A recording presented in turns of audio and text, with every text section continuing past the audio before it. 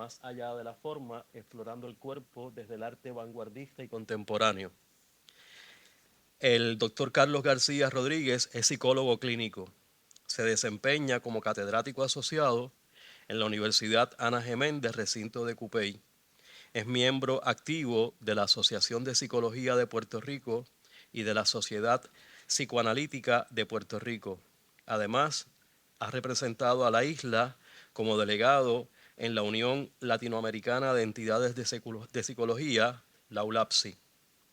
Es el gestor de la Semana de la Conciencia Social, espacio que ha permitido que estudiantes desde el nivel subgraduado completen proyectos de investigación y participen en eventos internacionales, siendo la última reconocida como la mejor presentación de la Fundación para el Desarrollo de la Psicología en el Caribe. Les dejo con el doctor García. Gracias. Bien, antes que nada, quiero, aunque esto es una presentación, ¿se escucha? Tiene que ver con el arte. Quiero adelantar que yo no sé nada de arte, no he tomado cursos de arte, no toco ningún instrumento, no actúo, no pinto, no nada, ¿verdad? No sé de historia del arte. Así que si cometo algún error conceptual, histórico, técnico del arte, pues por favor me lo dejan saber, ¿verdad? La razón por la cual quiero hacer esta presentación es por muchas razones. Una de ellas, pues sí, me gusta el arte y veo la aportación monumental que ha hecho en nuestra cultura, en nuestra civilización, en el mundo, ¿no? Pero hay dos eventos específicos que me traen aquí. Uno de ellos es una experiencia en la práctica privada, atendiendo pacientes artistas, ¿verdad? Y su forma de lidiar con el mundo, pues es muy particular, un nivel de complejidad, ¿verdad? Sobre todo, hay una paciente que una vez me dijo que ella quisiera ser como sus obras de arte. Y entonces es como partiendo de la premisa que sus obras de arte se han alejado de ella, como si sus obras de arte tomaran vida propia. Y ella no sabe cómo acceder a ellas, ¿verdad? Así que eso es una de las razones, ¿verdad?, que me traen aquí. Y la otra es en el salón de clase, en los cursos, específicamente un curso de psicología, de teoría y sistema, que se trabaja mucho el arte, y he tenido estudiantes de psicología que hace unos semestres atrás, cuando se daba los cursos de teatro en la universidad, estos estudiantes que tomaban el curso de teatro, cuando iban a la clase mía de psicología, la forma que se expresaban y la manera en que estaban comprendiendo la psicología, de esa manera más compleja, más abstracta, pues me llamó mucho la atención, al punto que he querido pues expandir esto y convertir esto en una investigación más formal, junto aquí, ¿verdad?, a Jorge, ¿verdad?, que estamos ahí hablando para esa cuestión de una investigación más formal. Así que ahí, ¿verdad?, no soy conocedor del arte, pero otra cosa en la práctica privada, y esto tiene mucho que ver con la presentación,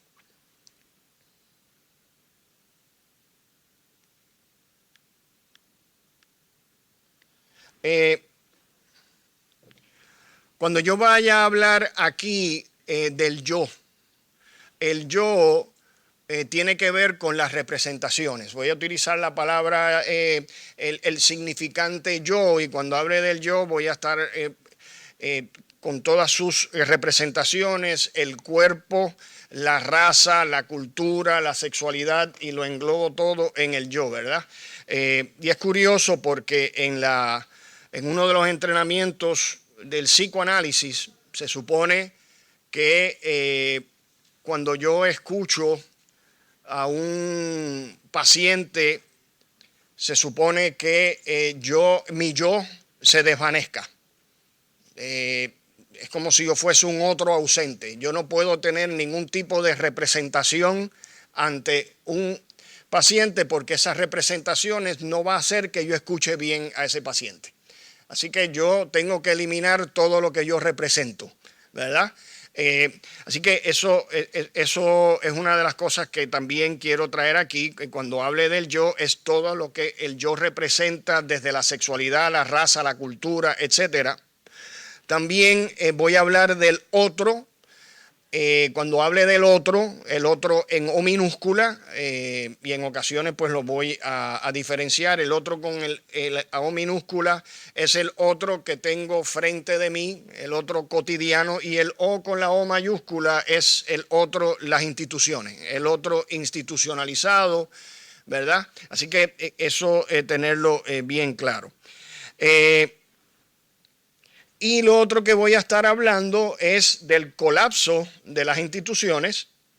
En esta época que estamos viviendo un colapso en las instituciones, y que de alguna manera el arte puede tomar una postura ante eso. Siempre ha tomado una postura, pero precisamente ahora, con el colapso de las instituciones, es casi paralelo al colapso del yo. Porque dentro de la premisa que yo trabajo, que es el psicoanálisis, el yo está formado por las instituciones, y si las instituciones colapsan, pues el yo también está colapsando, ¿verdad? Así que todo lo que son las identificaciones, etcétera, están colapsando paralelamente con las instituciones, y ahí es que surge específicamente el arte de vanguardia y el arte contemporáneo. Bien, así que voy a empezar. Hay algunas cosas que voy a estar leyendo. Eso es otra cosa. Es una tarea ardua, no solamente por el hecho de desconocer del arte, sino que yo voy a estar utilizando el lenguaje tradicional para hablar de algo que no está dentro del lenguaje. Y entonces ahí hay una paradoja que se me hace complicado hacer, la verdad, hablar el lenguaje discursivo de unos movimientos artísticos que precisamente derrumban el discurso. Así que ahí hay, ¿verdad? Voy a hacer un esfuerzo, ¿verdad?, sobrehumano sobre eso. Bien. Ok, voy a comenzar.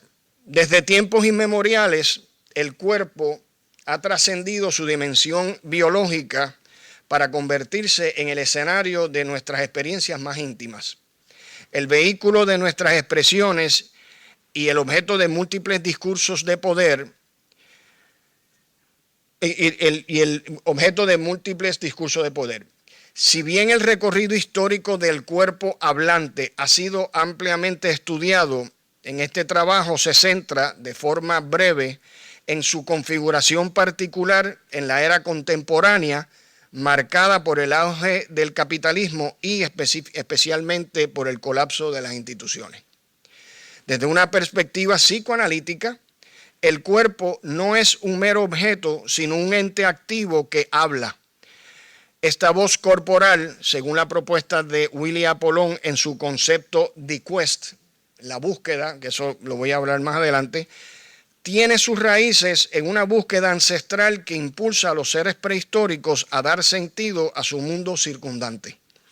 A raíz de esto, históricamente el cuerpo ha estado sometido a diversos discursos de poder instituidos que han moldeado nuestra percepción y nuestra experiencia corporal. Sin embargo, el colapso de estas instituciones tradicionales ha dejado un vacío que invita a repensar las formas en que experimentamos y expresamos nuestra corporalidad. En este contexto, el arte vanguardista y contemporáneo ofrece una mirada subversiva y desafiante sobre los cuerpos. Los y las artistas no solo cuestionan las normas establecidas, y exploran nuevas formas de subjetividad, sino que también visibilizan lo irrepresentable de lo real. A través de sus obras nos invitan a reflexionar sobre los límites del cuerpo y las múltiples formas en que éste se manifiesta en nuestra sociedad capitalista, marcada por la fragmentación y la incertidumbre. Este trabajo propone explorar cómo el cuerpo hablante, surgido de esa búsqueda ancestral, ha sido transformado por los discursos históricos y cómo se expresa en la actualidad. A partir de aquí se establecerá un vínculo entre la mundalización, entendida como un proyecto humano de interconexión de culturas diversas que buscan nuevas formas de relacionarse, el arte vanguardista y contemporáneo. La mundalización, a diferencia de la globalización económica, representa una oportunidad para explorar nuevas formas de subjetividad y de relación con el otro. El arte contemporáneo, al visibilizar la falta y el vacío inherentes en la condición humana, ofrece herramientas para comprender y abordar esta nueva realidad.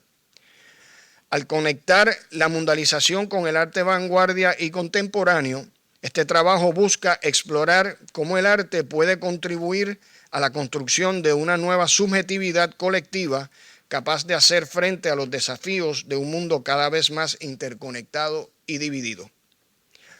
Bien, el quest, la búsqueda y el cuerpo hablante. Usualmente concebimos el cuerpo como una entidad física, biológica o inclusive espiritual.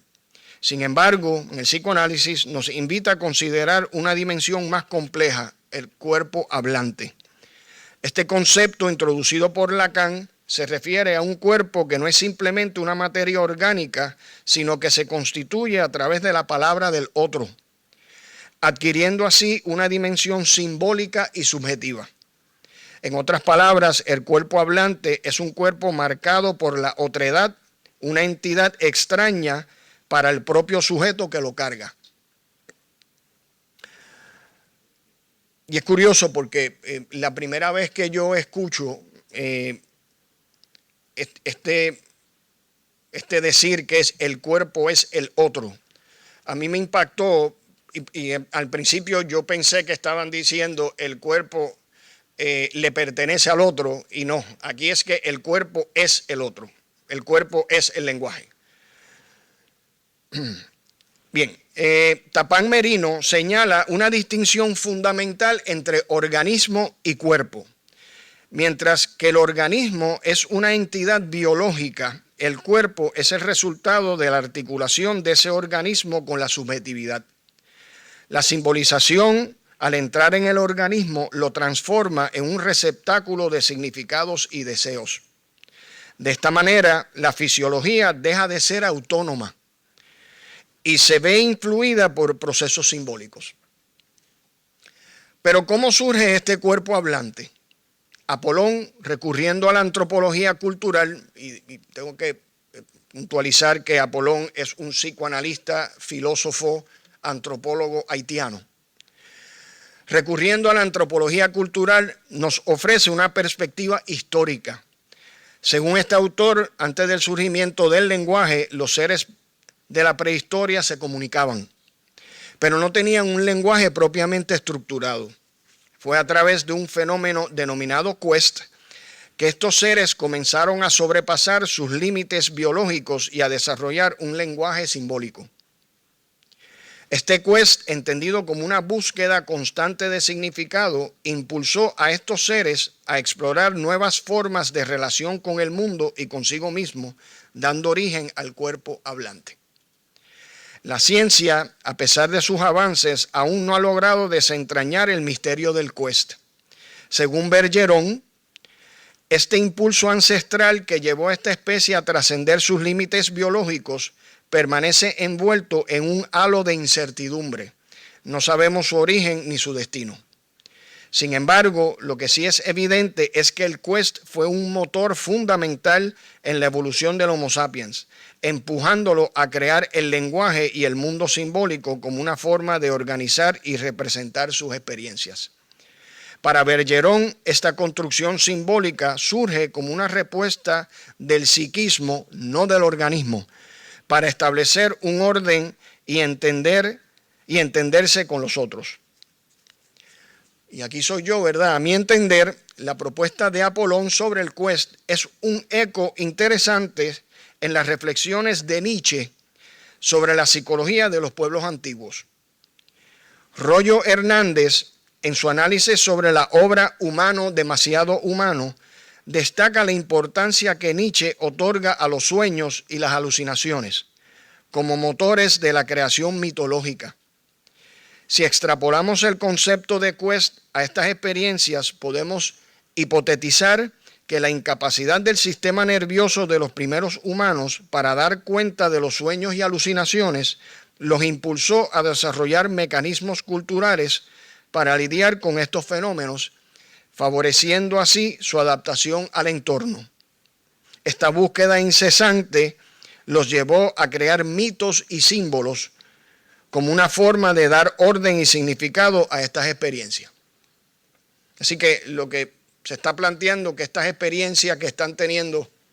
Ajá. Puede ser al final...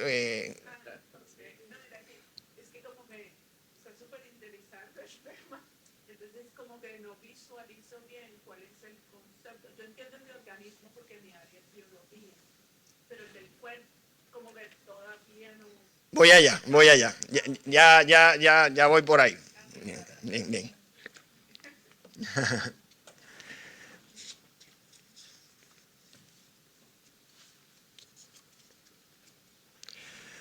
Esta búsqueda incesante lo llevó a crear mitos y símbolos como una forma de dar orden y significado a esta experiencia. Ok, pues déjeme adelantar un poco, ¿verdad? Lo que está planteando Apolón, ¿verdad? En esto del quest es que estos seres estaban viviendo unas experiencias que su sistema neurofisiológico no tenía una respuesta para eso. Y por ende tuvieron que acudir al lenguaje. Y al acudir al lenguaje, ahí es que se convierte en cuerpo. A lo que expresa la persona en el lenguaje, que trata de interpretar lo que está sintiendo.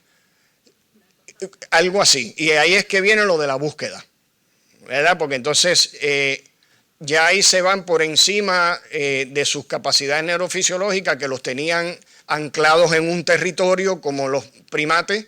Pero al venir estas experiencias tienen que emprender algo, pero ahora su sistema neurofisiológico no los guía, es como la pérdida de los instintos. Pues ahora lo que los guía es la simbolización. ¿Ok? Sí. Es decir, el quest podría entenderse como una respuesta a la necesidad de dar forma y significado a estas experiencias subjetivas que excedían los límites de la percepción sensorial.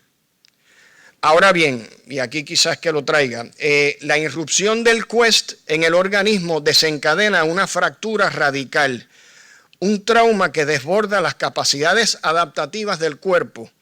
Al no encontrar un referente biológico, que es lo que le estaba diciendo, para procesar esta experiencia al límite, el organismo se ve obligado a recurrir a mecanismos psíquicos más complejos. Es en este punto donde emerge la pulsión, como una fuerza motriz que busca dar forma y significado a esta experiencia traumática. Según Bergeron y Apolón, la pulsión representa la desnaturalización del organismo, la pérdida de las respuestas instintivas y la emergencia de una nueva modalidad de relación con el mundo, mediada por la simbolización. Ahí yo creo que es lo que usted, ¿verdad? Bien. Ahora bien, la relevancia de comprender el quest trasciende el ámbito de la antropología y la historia. Sobre este particular, Apolón establece una conexión fundamental entre la entrada del lenguaje en el prehistórico y la adquisición del lenguaje en el individuo humano en sus etapas más primarias, en la niñez. Al igual que aquella especie experimentó un trauma al incorporar el lenguaje, cada individuo atraviesa una experiencia similar cuando la palabra del otro irrumpe en su organismo. Este trauma originario, aunque prelingüístico, deja una huella indeleble en el cuerpo y configura la subjetividad. el otro institucionalizado. Pero me parece bien, si alguien no entiende o tiene alguna, bueno, no pueden, ¿verdad? Tenemos tiempo, así que. El otro, en su configuración institucionalizada, recuerden lo del concepto del otro, ¿verdad? Ha sido un catalizador fundamental en la evolución del arte y la corporalidad a lo largo de la historia. Desde las representaciones medievales moldeadas por la dicotomía divino-demoníaco hasta la exaltación romántica del genio creador, la figura del otro ha proporcionado los referentes culturales que han dado forma a las sensibilidades estéticas de cada época.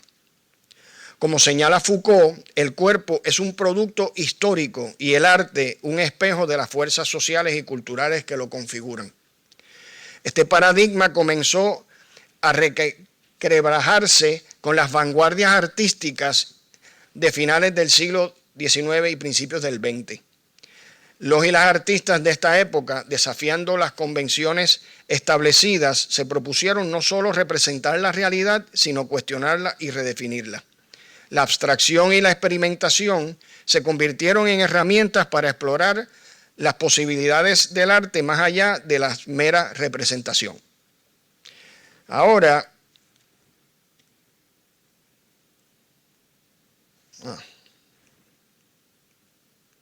voy a entrar en lo que sería el cubismo. Y ya aquí es la experiencia que estoy teniendo en el salón de clase con los estudiantes y las estudiantes.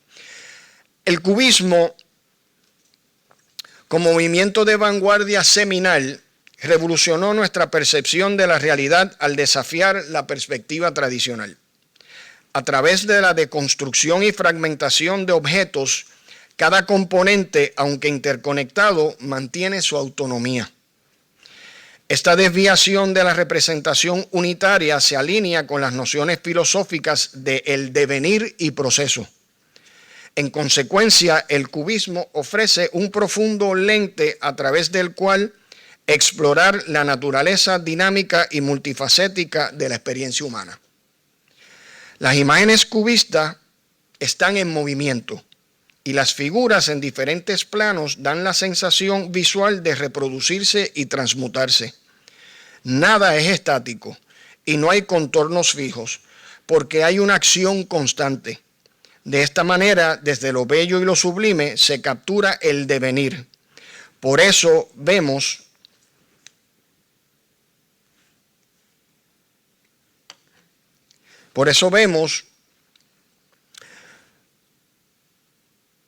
una guitarra guitarreando, una mesa meseando o incluso los cuerpos cuerpeando.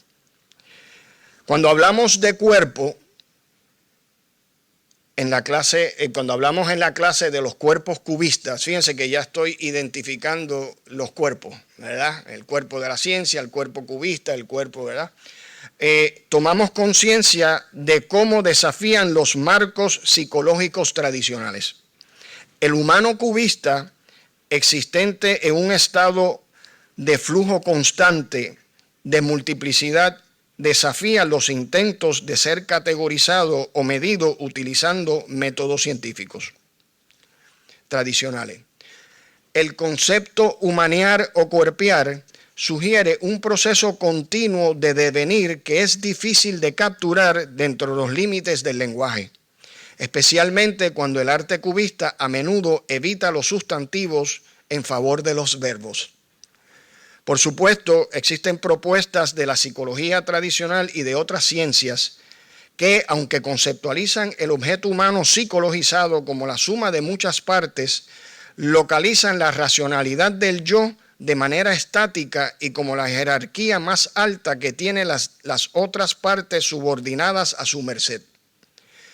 Este último punto siempre plantea una discusión ética en el grupo, porque los estudiantes comienzan a cuestionar a la psicología y la ciencia y sus técnicas de inmovilizar al yo con una camisa de fuerza para observarlo desde el laboratorio. Expresar el fenómeno del cubismo es difícil porque tenemos que hacerlo en el interior de un lenguaje de sujetos, donde los sujetos son antes que la acción, antes que el predicado, antes que la reacción. Deleuze Ante esto nos dice que menos mal que existe el arte, porque de lo contrario estaríamos condenados a la vulgaridad del sentido común al que nos obliga nuestro lenguaje. El arte expresa relaciones y para ello crea lenguaje más allá del ya existente, como instrumento de comunicación entre nosotros.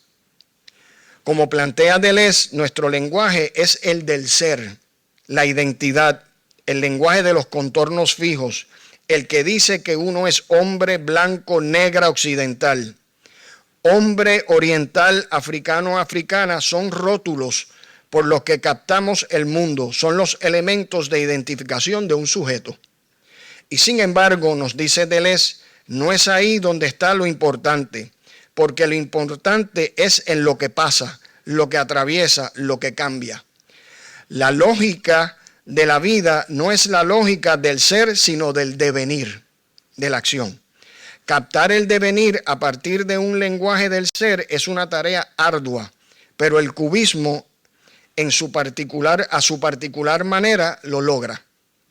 En nuestro diario vivir no se nos permite hablar así, pero quizás sí se puede pensar así, en pensar en un mundo en el que no hay árboles y casas y adultos y niños y hombres y mujeres y administradores y profesores, sino donde se arbolea, se casea, se adultea, se niñea, se hombrea, se mujerea, se administrea, se profesarea. Ver que es todo el devenir, ¿no? Lo importante es lo que está pasando. Pareciera como si el cubismo ve siempre las cosas por el medio, no por donde por el medio, por donde transitan, porque lo que transita es la vida. Algo más fuerte que cualquiera de nosotros, más fuerte que los sujetos que somos. Lo importante no es si soy una mujer o un hombre, sino que mujereo u hombreo, porque el movimiento de mujerear u hombrear es uno de los movimientos vitales que puede avanzar a través de mí.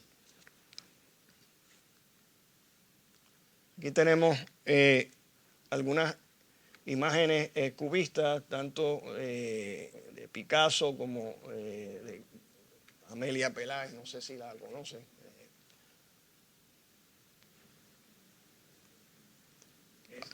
Ahora pasamos al surrealismo.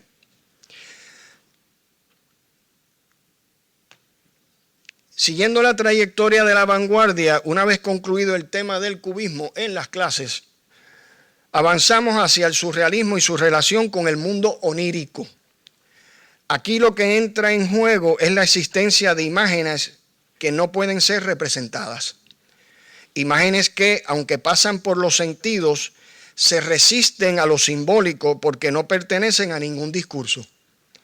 El surrealismo no busca copiar los sueños, sino ilustrar a través de enigmáticas imágenes que en la hiperrealidad del sueño no hay nada más allá de la vida humana. El sueño es muy humano. Y de hecho hay posturas que dicen que quizás lo más humano que tenemos. De este modo, el surrealismo captura lo humano, lo demasiado humano. Indudablemente resulta difícil comprender que lo extraño del mundo onírico sea tan familiar. Los sueños y la pintura surrealista, por ejemplo, producen una sensación de distancia, de un mundo sin territorio y vacío, pero lleno de objetos y personajes que nos hablan, aunque no comprendamos nada.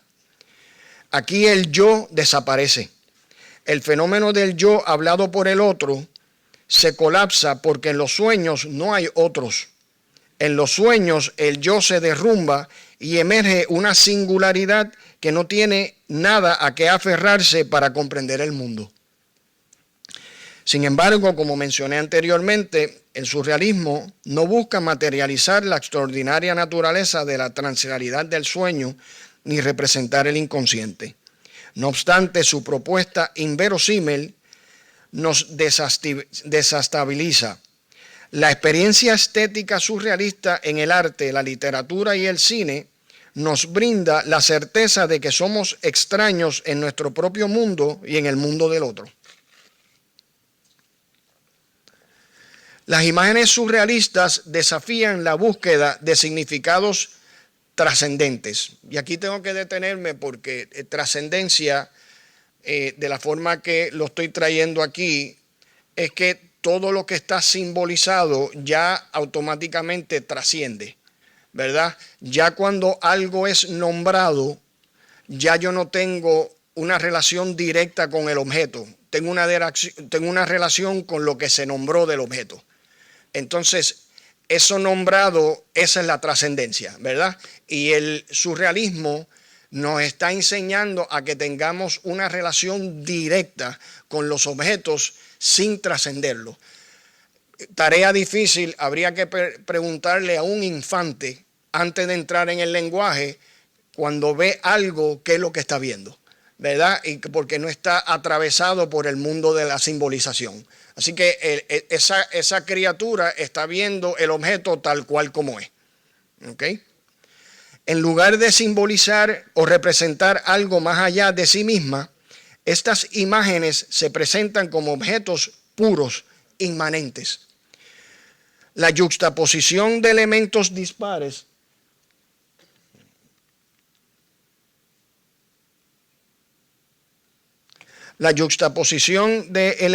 dispares como cuerpos humanos con cabezas de animales o figuras sin órganos sexuales subvierte las convenciones y resiste cualquier interpretación unívoca. Esta desconexión de la simbolización tradicional genera una disonancia en el sujeto, que se encuentra desorientado ante la ausencia de un significado establecido. Sin embargo, el surrealismo, en su aparente absurdo, nos revela una verdad fundamental. La trascendencia es una construcción cultural. Es a través de los discursos y las narrativas que otorgamos significados a las cosas, transformándolas en objetos manejables y comprensibles. Al despojar a las imágenes de su carga simbólica, el surrealismo nos invita a cuestionar nuestros propios mecanismos de interpretación.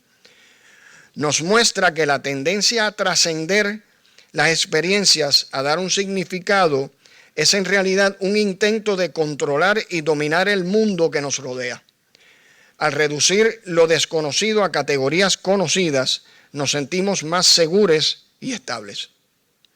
El surrealismo propone una nueva forma de relacionarnos con las imágenes y con el mundo en general.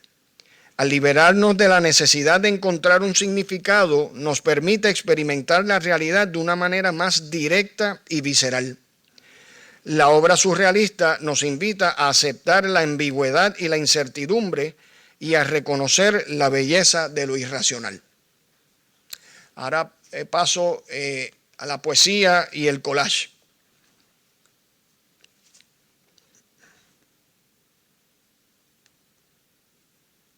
Estos son otras pinturas surrealistas. ¿Perdón? Sí.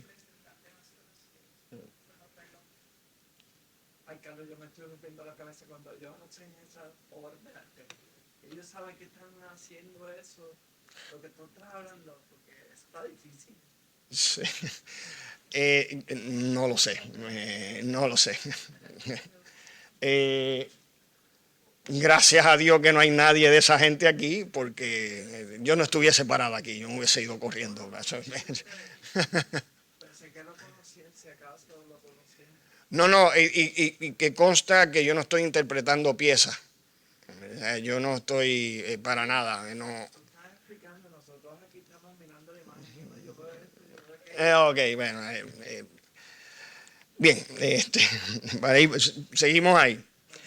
En varios cursos de psicología también presento fragmentos de poesía y expresiones del collage. Las vanguardias con sus propuestas nos hablan de la crisis del lenguaje. En el caso de la poesía, tenemos a poetas como Girondo, por ejemplo, que exploran las limitaciones del lenguaje, su carácter incompleto. Conscientes del agujero en el lenguaje, buscaron subvertirlo, jugar con sus reglas. En su poema El puro no, Girondo nos sumerge en un mundo de negaciones, de noes, que desafían cualquier lógica, revelando así la insuficiencia del lenguaje para expresar la totalidad de la experiencia humana. Y aquí, pues, me pregunto si el cuerpo es producto del lenguaje y a su vez en el lenguaje hay un agujero, pues, ¿qué pasa con el cuerpo, verdad?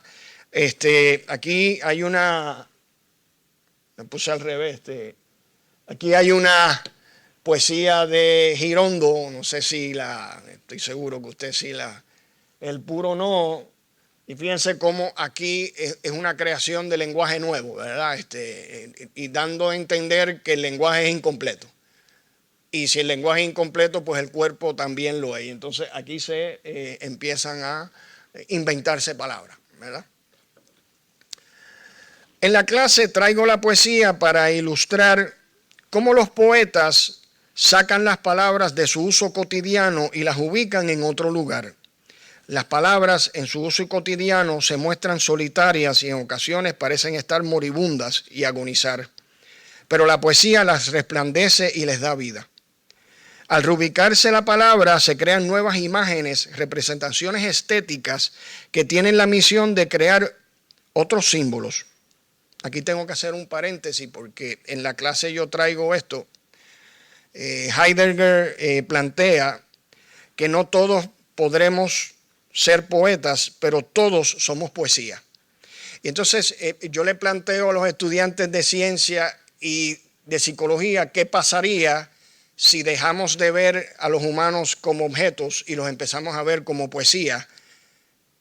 Toda nuestra aproximación hacia estas personas tendría que cambiar, ¿verdad? Y a mí me gusta esa aseveración de que, porque no es una metáfora, una aseveración que no podemos ser poetas, pero somos poesía, ¿verdad? Así que, y eso, si eso es así, pues la ciencia tendría que buscar una forma de atender no un objeto, sino atender una poesía, ¿verdad? Y tendría que cambiar toda la... Bien. En el collage, por su parte, que es el que vimos ahorita, hay un efecto similar donde se saca la imagen de su gestalt, de su completud, de su composición simbólica y se fragmenta para unirse a otra imagen también fragmentada. Esto se hace para crear una historia entre imágenes difíciles de articular porque se crea una narrativa sin territorio, por ende una narrativa sin límites. Y aquí también tengo que hacer un paréntesis. Cuando en las clases traigo la poesía y el collage, le digo a los y las estudiantes que eso es lo que hace el infante cuando juega. Rompe, arma, coge cosas que no van, las ponen, las superponen. Están creando poesía y están creando un collage. ¿Okay? Inclusive también en las mismas muñecas le arrancan un brazo y se lo ponen en la pierna. Y entonces están haciendo, acuérdense que son criaturas que no están todavía en el discurso. Y de alguna manera, y aquí lo digo desde una perspectiva muy ética, no están haciendo eso porque estén descoordinados, no están haciendo eso porque son inmaduros, están haciendo eso porque no están en el discurso, porque están confrontando el discurso, nos están enseñando algo, ¿verdad? Bien. Así que, en otras palabras, el infante en este proceso creativo emancipatorio deja de ser objeto del otro adulto para convertirse en sujeto. Bien.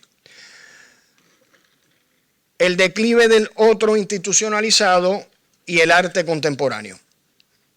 El otro institucionalizado, ese referente tradicional que unificaba al sujeto, se encuentra en un proceso de desmantelamiento. La desconfianza creciente actual hacia las instituciones tradicionales ha abierto un vacío que la ciencia mercantilizada se apresura a llenar.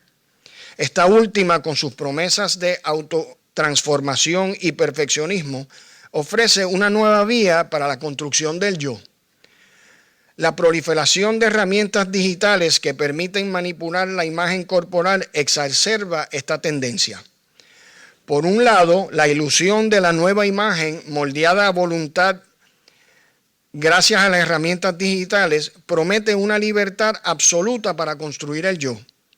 Por otro, subyace la falsa creencia de que esta construcción puede realizarse en solitario sin la mediación de un otro.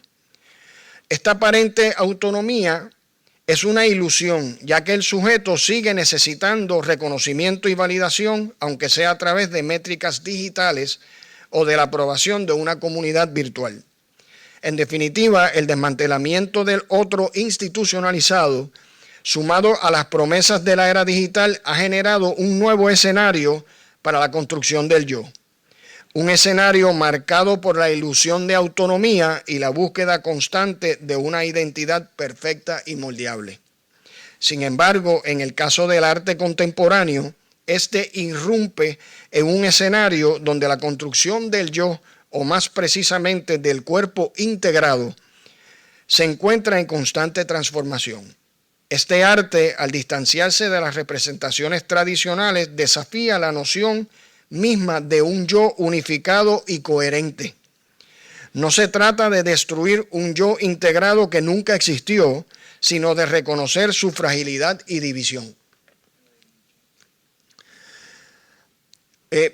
Voy a hablar de Duchamp, y eso es un artista que no tengo imágenes, pero Duchamp es el que empieza a traer objetos cualquiera y los pone como si fuesen piezas de arte. La famosa orinal, no sé si ustedes han visto que es un orinal que él entonces envía a un museo, ¿verdad? Pero no solamente eso, sino una escoba o lo que sea. Y ya Duchamp también está haciendo lo que estaban haciendo el surrealismo, de que empecemos a tener una relación directa con los objetos sin que el objeto esté nombrado, ¿verdad? Si ya vemos una escoba y ya le nombramos como escoba, no nos podemos salir de ahí. Duchamp está jugando con eso, ¿verdad? Pero para yo no ver una escoba, yo tendría que salirme de mi yo. Yo tendría que quitarme todas las representaciones yoicas para yo poder tener una relación directa con el objeto. Y yo creo que eso es una de las cosas que Duchamp está trayendo, ¿verdad? Anticipó esta tendencia al elevar los objetos cotidianos a la categoría de obra de arte. Sus ready-mades, como le llama el movimiento, al romper con los cánones estéticos establecidos, invitaban al espectadora a cuestionar su propia percepción y a experimentar una realidad más allá de las significaciones simbólicas. Los objetos que conforman los ready-mades de Duchamp desafían las convenciones artísticas tradicionales. En lugar de aspirar a la trascendencia, ¿verdad?, que es a la simbolización, o convertirse en objetos de culto, estos objetos cotidianos son presentados tal y como son, invitando al espectador a una experiencia subjetiva y singular. Al reconocerlos en su estado original, es muy difícil que podamos ver un objeto sin simbolizarlo, ¿ok? Y esa es la invitación que está haciendo Duchamp aquí. Ahora, hablando del arte contemporáneo en el caso del performance, entrando en el caso del performance contemporáneo, este ha llevado la exploración del cuerpo a límites insospechables. Amanda Oliveros nos recuerda la naturaleza efímera marcada por el consumo de nuestros cuerpos en la sociedad contemporánea. Sin embargo, muchos y muchas artistas van más allá, adentrándose en las profundidades de la corporalidad para revelar aquello que se oculta bajo la piel.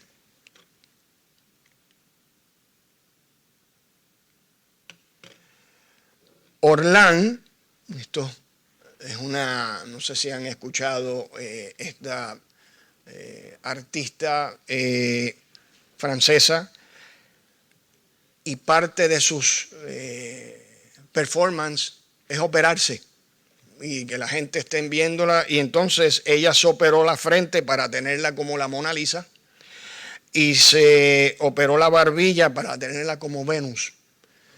Y entonces, y cortándose, ¿verdad? Es entregar el cuerpo, a veces sin anestesia, ¿verdad? Y ella dice que quiere donar su cuerpo a un museo cuando muera y que sea una exposición, ¿ok?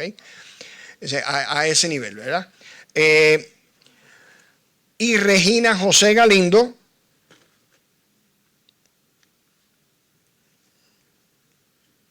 esa es Orlán. Esto es parte de su operación, ¿verdad? Ese es su rostro, empieza de aquí a acá.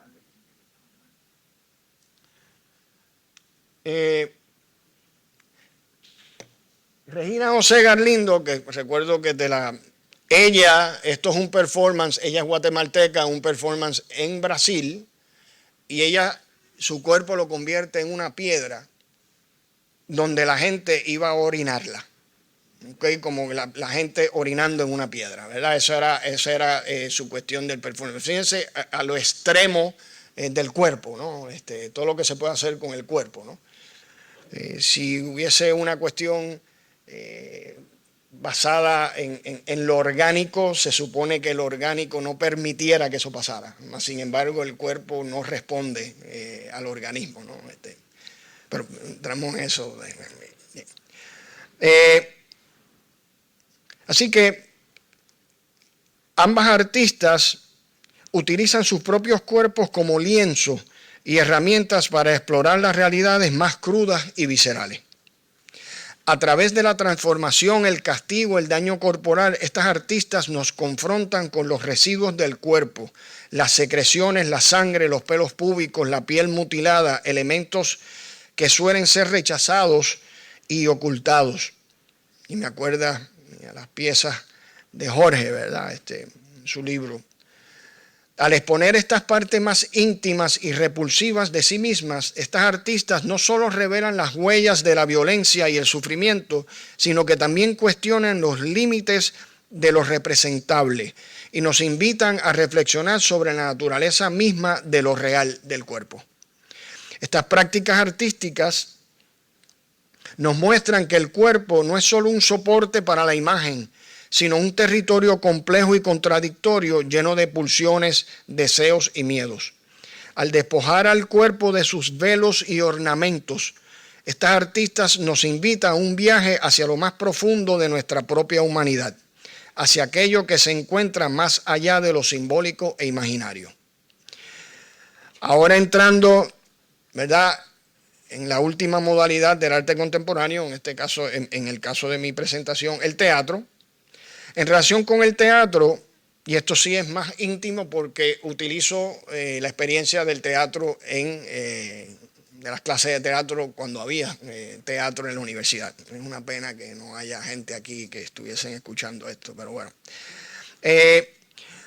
Estar en los diferentes escenarios teatrales de vanguardia implica una radical ruptura con el guión social impuesto. Los cuerpos, lejos de someterse a un orden establecido, se rebelan y crean un nuevo paradigma donde cada individuo se convierte en el autor de su propia existencia. Siguiendo las enseñanzas de Boal, en las clases de teatro de nuestra universidad, Pedro Adorno, que era el profesor, planteaba que la transformación personal no es solo un proceso mental, sino también corporal. La acción es el catalizador, y aquí se parece mucho a lo que estábamos hablando del cubismo. La acción es el catalizador que desencadena cambios profundos.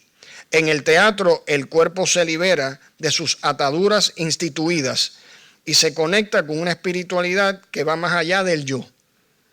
En las clases se trabaja con un cuerpo consciente y liberado. Los estudiantes, acompañados por María Vilches, que era otra profesora, y Pedro Adorno, exploraban el teatro ecológico y sentían cómo sus cuerpos se integraban al ecosistema, encontrando en la naturaleza una legitimación profunda. Sobre este particular, este estudiante de teatro, esto es otro performance. Esta mujer pues hace estos trajes con pelos de verdad, pezones, etc. Pero de quién de los muertos, la gente que murió de ahí lo saca. No, es como hecho, pero lo de los pelos sí son reales. Esto es otro performance de un performero de la República Dominicana. Esta es la cita directa de la estudiante. que tomó la clase de teatro. Y por eso cosas como estas que me inspira a hacer esta investigación. Me atrevo a afirmar que en el único curso de la universidad que de alguna forma se puede experimentar en los cuerpos asuntos tales como lo político, el amor, la angustia, la mentira, la desigualdad, la represión, la libertad y la diversidad racial de género y sexual, entre otras cosas, es en el teatro. En mi experiencia, los cursos de teatro, además de despertar la conciencia, también despiertan los cuerpos. Reflexiones finales. Estamos viviendo en un momento histórico marcado por la fragmentación de las instituciones tradicionales y la creciente mundialización. Esta confluencia de factores ha desencadenado una profunda transformación cultural donde las identidades antes definidas por estructuras sociales rígidas son ahora objeto de constante cuestionamiento y renegociación. Apolón, en una metáfora reveladora, sugiere que nuestra sociedad se encuentra en una especie de adolescencia colectiva, caracterizada por la rebeldía, la búsqueda de identidad y el cuestionamiento de las normas establecidas.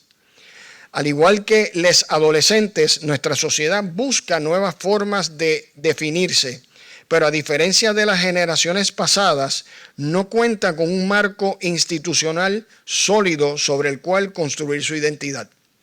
Esta búsqueda, a menudo caótica y contradictoria, ha encontrado un eco poderoso en el arte vanguardista y contemporáneo, según yo.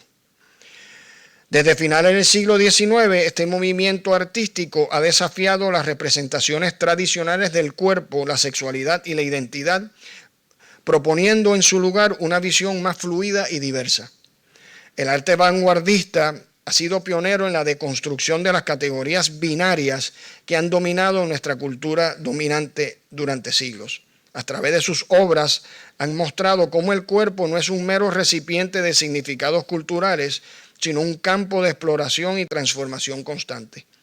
Al representar cuerpos fragmentados, híbridos y no conformes, el arte contemporáneo invita a cuestionar las normas sociales que han dictado cómo debemos ser y cómo debemos vivir nuestros cuerpos. Esta ruptura con las representaciones tradicionales del cuerpo tiene profundas implicaciones éticas. Al desnaturalizar las categorías raciales de géneros y sexuales, el arte vanguardista nos invita a reconocer la diversidad humana en toda su complejidad. Sin embargo, esta propuesta no es sencilla ni carente de desafíos. Al rechazar las narrativas unificadoras, o sea que el arte rechaza todos los discursos que quieren unificar al yo, y los discursos normativos, el arte contemporáneo corre el riesgo de caer en el relativismo o de perder su capacidad de generar un impacto social. Es importante destacar que el arte vanguardista no busca imponer una nueva verdad o modelo de identidad. En cambio, nos invita a experimentar con diferentes formas de ser y de estar en el mundo. El arte contemporáneo no es un manual de instrucciones, sino un espacio de exploración y experimentación. Al conectar con nuestras emociones y percepciones más profundas, el arte nos permite trascender los límites de la razón y descubrir nuevas formas de significar el mundo. En conclusión, la caída de las instituciones tradicionales y la creciente mundialización han creado un contexto propicio para el surgimiento de nuevas formas de identidad y expresión. El arte vanguardista, con su enfoque en la subjetividad, la diversidad y la experimentación, ha desempeñado un papel fundamental en este proceso. Al desafiar las normas establecidas y abrir nuevos caminos para la creación artística, el arte contemporáneo y vanguardista nos invita a construir un futuro más inclusivo y equitativo. Gracias.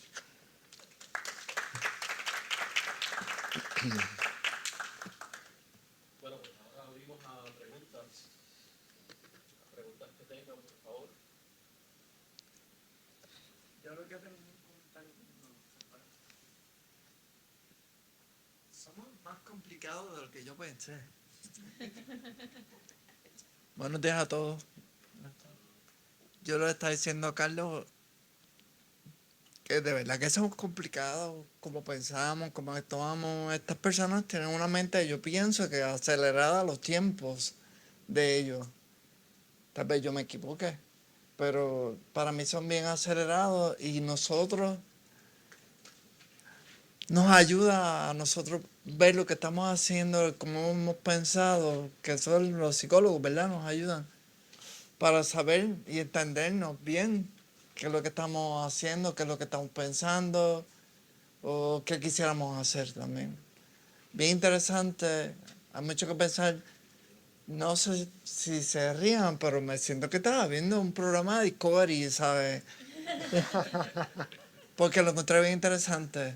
Muy bien, gracias, Carlos.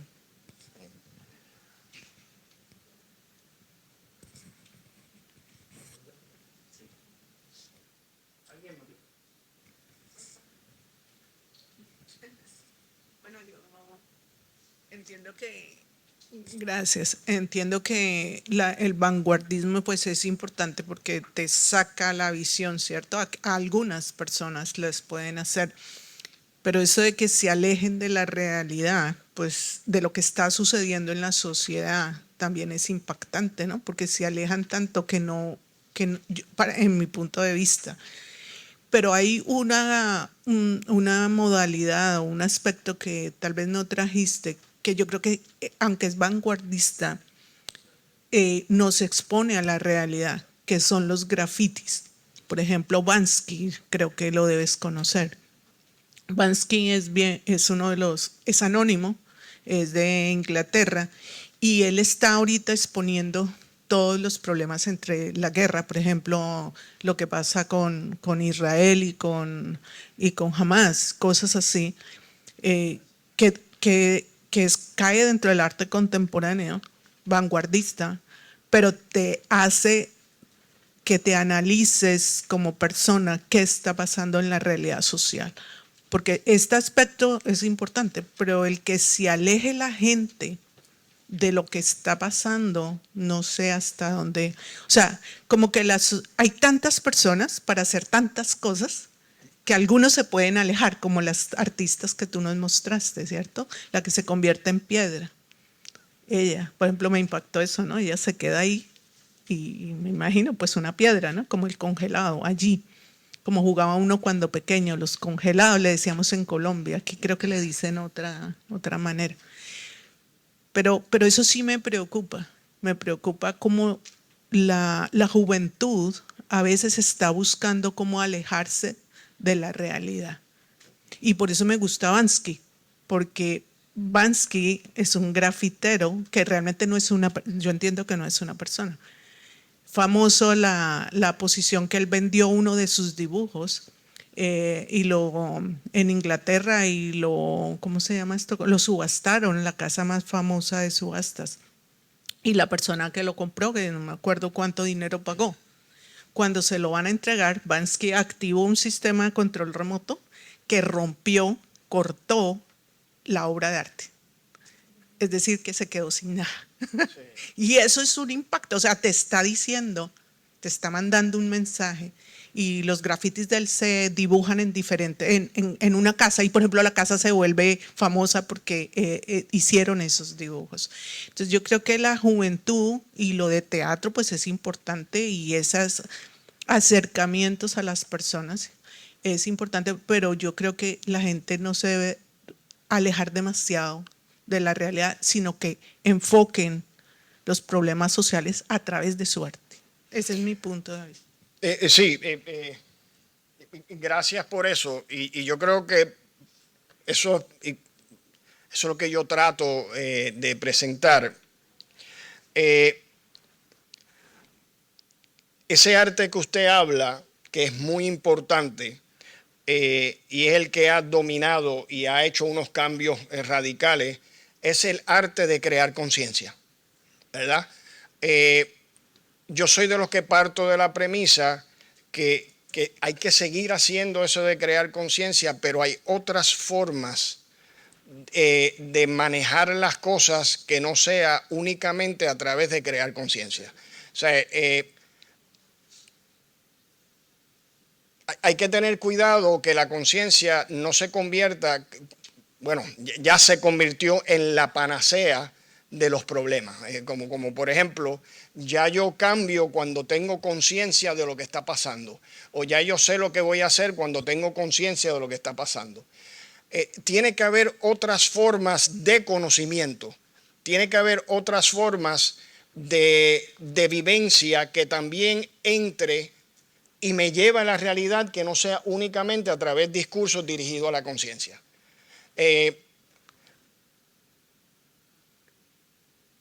Por ejemplo, el arte abstracto, no hay nada más empírico que el cubismo. O sea, el cubismo es tan y tan empírico porque usted desde allá no puede ver esta parte que está aquí, sin embargo esta parte que está aquí existe. Y usted solamente se va a conformar con lo que está acá. Pero sin embargo el cubismo lo saca.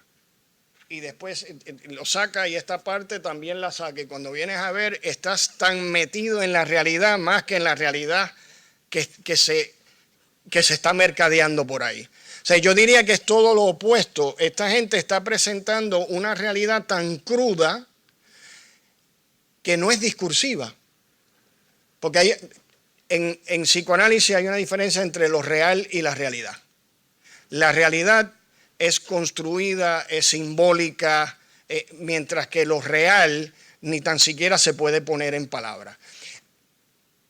Todos estos problemas políticos y sociales lo hemos trabajado desde el punto de vista de la realidad de la conciencia. Pero yo creo que es hora que también se trabaje a través de otro tipo de realidad. Pero me llama la atención que traigas el cubismo, porque en mi caso precisamente hizo el Guernica. Y el Guernica, como en la entrada de la ONU, y es el cuadro, no es un cuadro realmente, es ¿cómo se llama? Que va en una pared. Un mural. Sí, sí. Claro, y es un arte muy comunicativo, pero hay otro arte del cubismo que no es tan comunicativo, mas sin embargo sí también están presentando algo que no es precisamente salirse de la realidad, sino afrontar la realidad desde otro lugar que no sea únicamente de la conciencia. Claro, pero hasta el sol de hoy siempre ha dominado un componente. Ahora, desde la vanguardia para acá, es que está empezando exactamente entrar desde otro lugar la cuestión de la realidad social política. Yo entiendo que si este tipo de arte es que le da la espalda a los problemas, yo no estaría dando una presentación sobre esto, ¿verdad? Porque es todo lo contrario. Yo lo que estoy es buscando más formas que no sea solamente la comunicación dirigida a la conciencia. O sea, eso tiene que seguir pasando, pero tiene que haber otras formas. Tiene que haber otras formas. Los pueblos originarios hacían cosas sin crear conciencia. Lo hacían de otra manera. Y sin embargo hacían sus cosas, no eran los discursos y vamos a hablar y no, planificaban y por alguna razón lograban planificar cosas en silencio o teniendo algún tipo de ritual, ¿verdad? Una pregunta, cuando una persona decide tomar conciencia, no debe de venir desde su interior, desde el conocerse dónde está enfocado, dónde está parado, a dónde quiere ir, para entonces dentro de sí mismo poder hacer algo distinto que sea valioso en la sociedad, porque el teatro es una representación, ¿verdad? Pero si esa representación decidiéramos tomarla nosotros en nuestras vidas y olvidarnos de cómo usted se ve, quién es usted, de dónde viene, yo creo que esa es la parte primordial de cada persona, aprender a conocerse y aceptarse a sí mismo y poder entonces expresar que ahí estaría, ¿verdad?, el verdadero cambio y el verdadero reconocimiento a todos como personas y seres que somos por iguales. De acuerdo, eso es desde la conciencia. Yo parto de la premisa que hay otras formas también de abordar la realidad que no se ha estado utilizando tanto en el mundo occidental. O sea, en el mundo occidental, Deleuze decía que Hitler sabía bien claramente que había una campaña comunicativa, artística, criticándola a él, y a él no le molestó para nada.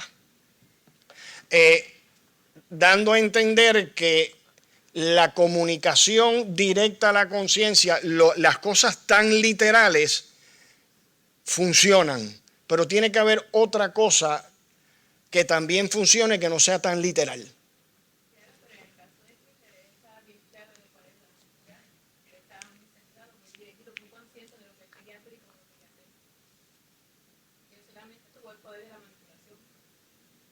Ok.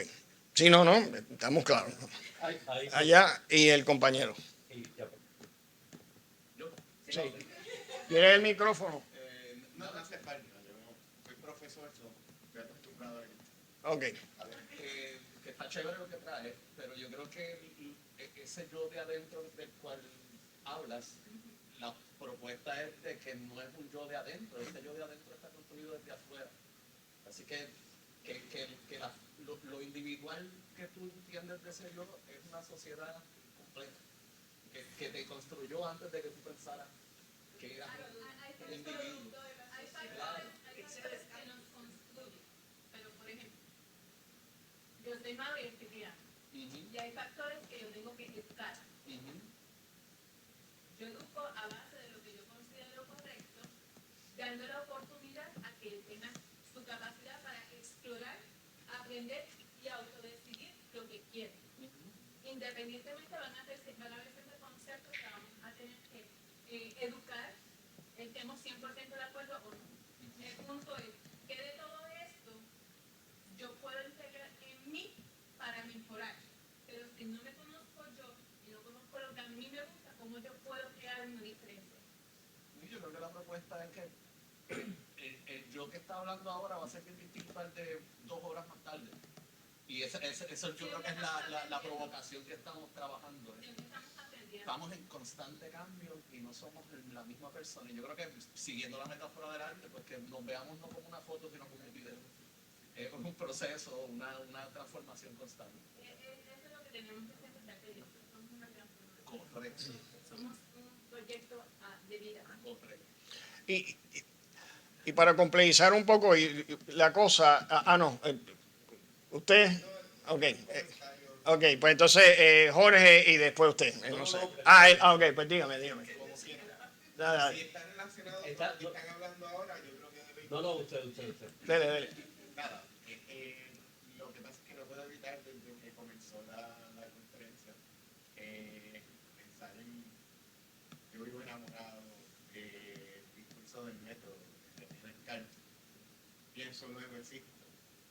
Y yo creo que está relacionado con lo que estamos hablando aquí, que en realidad la verdadera realidad está acá en la mente. Ahí comienza todo, lo demás son manifestaciones, son imágenes, son otras cosas, y vivimos nuestras propias realidades. Pero cada uno lo expresa como cree mejor, pero hay algo que está. Yo creo que la realidad empieza ahí, en esa idea, en ese pensamiento. Lo demás son figuras. Bueno, yo creo que la polémica tiene que ver con la complejidad de la presentación, ¿verdad? Y yo creo que es importante hacer aquí una distinción que está clara en la propia exposición del doctor García. Hay una especie aquí de juego entre el arte, por un lado, ¿verdad? Y la experiencia del sujeto. Y son dos cosas distintas. En el arte, generalmente lo que uno vive es una experiencia estética. Punto. Por más que yo quiera tener una experiencia personal, una vinculación de carácter emocional, generalmente todo se reduce a un acto de percepción que se inicia en el proceso de la observación y concluye una vez termina esa observación. Y de cómo salgo de allí, bueno, pues ese ya es otro problema. Y yo creo que ahí está claro que, de algún modo, esa percepción, esa experiencia estética existe como elemento referencial para poder después comprender otros muchos fenómenos. A mí me llama mucho la atención de la presentación, y es la pregunta que quiero hacer, ¿cómo podríamos definir o diferenciar cuerpo de lenguaje? Por ejemplo, en el teatro se dice que, lo dice por ejemplo Grotowski, que el cuerpo es el sistema y el lenguaje es la representación. Y que no es lo mismo el lenguaje del texto, aquel que el personaje enuncia, que el lenguaje representacional que surge del cuerpo sistema. Y obviamente yo estoy partiendo desde la propuesta de Lacan, ¿no? Cuando dije el cuerpo es el otro, el lenguaje también es el otro, y al ser seres de lenguaje, ya eso hace que el cuerpo sea lenguaje. O sea, no es que el cuerpo y el lenguaje estén separados, el cuerpo es lenguaje. Y claro, ahí está, bueno, el cuerpo que habla, y pareciera que es como si fuesen dos cosas distintas, pero el cuerpo es producto del lenguaje. O sea, yo tengo cuerpo porque hay lenguaje. Y la formación de mi cuerpo es por el lenguaje. Entonces es como si fuesen siameses, como si fuese lo mismo, ¿no?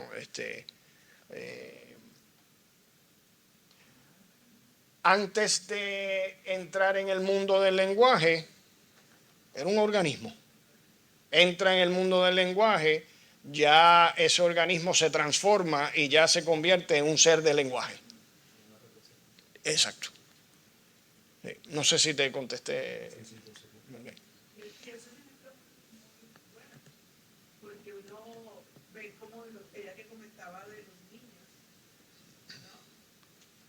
El cuerpo actúa de una manera y a medida que el cuerpo se vuelve lenguaje, uno le dice al niño, ya no hagas así.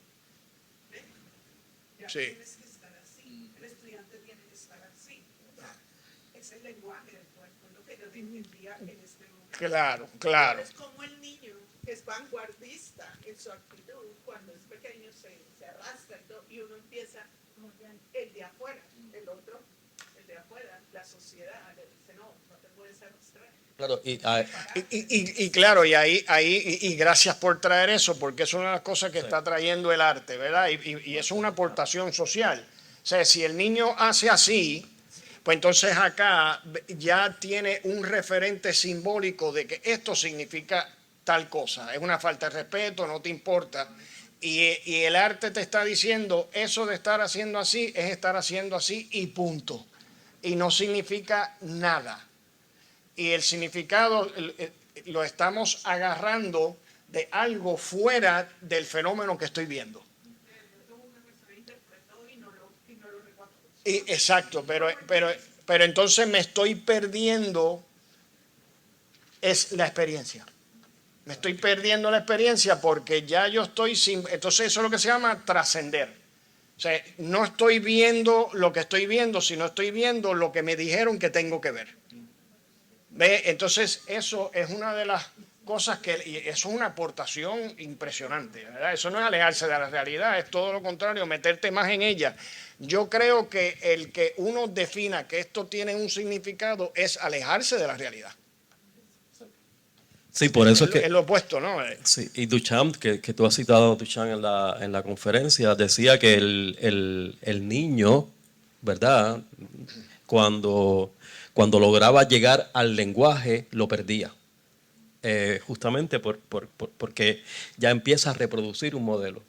Ya aquel primer modelo, que era un modelo muy autónomo, muy independiente, muy interesado en aprender un fenómeno que desconocía y que no podía nombrar, lo había desplazado por uno que era un lenguaje aprendido.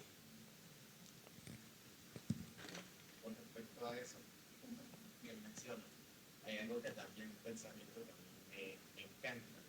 Escuché una vez que el niño, antes de aprender a comunicarse, ya percibe y puede, tiene un proceso, o sea, ya participa de un proceso de percibir cosas, inclusive un niño puede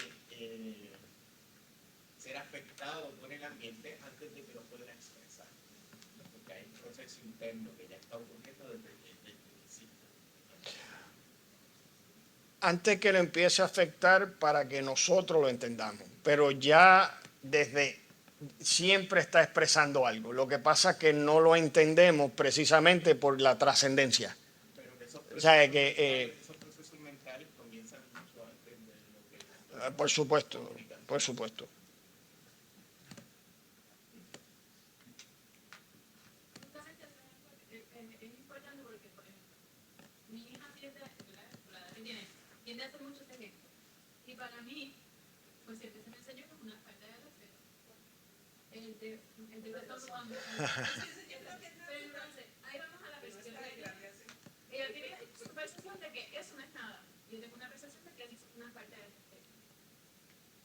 De ahí está en que entonces, si queremos realmente romper los esquemas, es para ti qué significa, yo lo considero así, y entonces llegar a un entendimiento donde las dos estemos claras de que no es que me estás faltando el respeto, es que es tu forma de que tu cuerpo funciona y yo entonces poder aceptarlo de una forma más llevadera.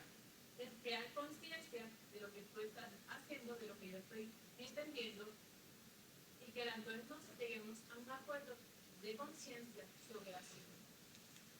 Es una pregunta. Es un acto de conciencia de adentro hacia afuera. Ok. En vez de aceptar los modelos de la sociedad o los modelos de impulsividad del cuerpo. Yo diría que no se trata de dejar, o sea, que ella cuando sea adulta es como, o sea, tú le tienes que enseñar que también los demás van a identificarlo como una mala educación. Y cuando sea adulto, ya ella decida, como los artistas, decida cuál de las dos versiones quiero. Que si algo así no me va a importar, que cuando él esté hablando yo le haga así. Pero yo como adulta, consciente de lo que él está entendiendo. Tengo que educar lo que se está entendiendo. Y que tenga ya la libertad, pero cuando tenga el criterio. Claro, cuando ella tiene conciencia de sí misma y de su desarrollo. Ella tiene que crear esa conciencia de cómo mi yo va a afectar mi entorno. Sí, una de las moralejas de esta presentación es que me voy a poner sarcástico aquí, ¿no? No le hagamos tanto caso a los psicólogos y vayan a los museos a ver piezas de arte. yo creo que estamos hablando de caos versus contratos que hacemos en un hogar y hay niños que quieren contrato, hacer un contrato. Porque lo demás sin contrato lo que hay es caos y del caos se forman muchas cosas. Se generan muchas cosas.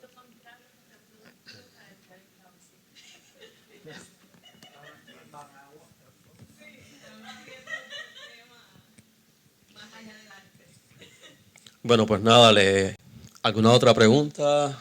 ¿Algún comentario?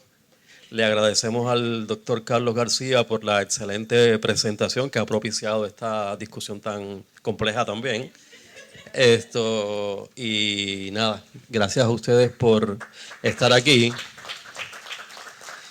Creo que yo tengo que recoger los papeles que les entregué. Esto es muy didáctico todo, así que voy a recogerlo ahora, por favor.